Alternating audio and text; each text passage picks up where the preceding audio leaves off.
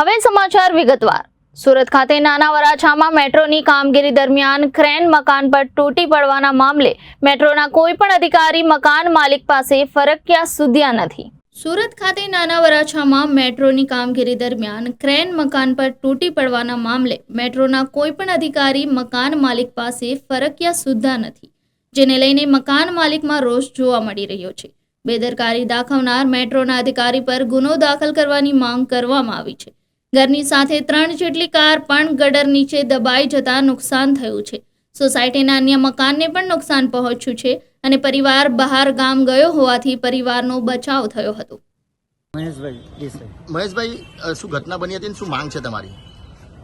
અમે કાલે બરોડા હતા, પછી ડાકોર ગયેલા હતા, ત્યાં અમને સમાચાર મળ્યા કે આ લોકો ક્રેનમાં કંઈ અમારા મકાન ઉપર ક્રેન પડીને મકાન આખું તૂટી ગયું, ડેમેજ થઈ ગયું અને ફાયર બ્રિગેડવાળાએ ઉપર જઈને જોયું તો સ્લેપો વળી ગયેલા છે। આ રીતની ઘટના બની અને ભગવાનનો પાડ કે અમારા ઘરના સભ્યો અમારી જોડે ગાડીમાં હોવાથી કોઈ મોટી ઈજા જાનહાનિ ન થાય। હવે તમારી શું માંગ છે? આમાં જવાબદાર દરેક વ્યક્તિ, મેટ્રો કે કોન્ટ્રાક્ટર, જે કોઈ એન્જિનિયર, એની વિરુદ્ધ ગુનો દાખલ થાય અને કાયદેસરની કાર્યવાહી થાય, ન્યાયિક પ્રક્રિયા પ્રમાણે જે આનો રસ્તો થવો જોઈએ એ થવો જોઈએ। મેટ્રોવાળાએ તમને કોઈ સંપર્ક કર્યો છે ખરી? ના, કોઈ મળવા। તમારું મકાન તૂટી ગયું છે, હવે રહેવા લાયક નથી રહ્યું, તો તમને રહેવાની કોઈ જગ્યા સગવડ કરવામાં આવી છે? ના, એની કોઈ મને ફોન નથી આવ્યો અને એની કોઈ જરૂર નથી।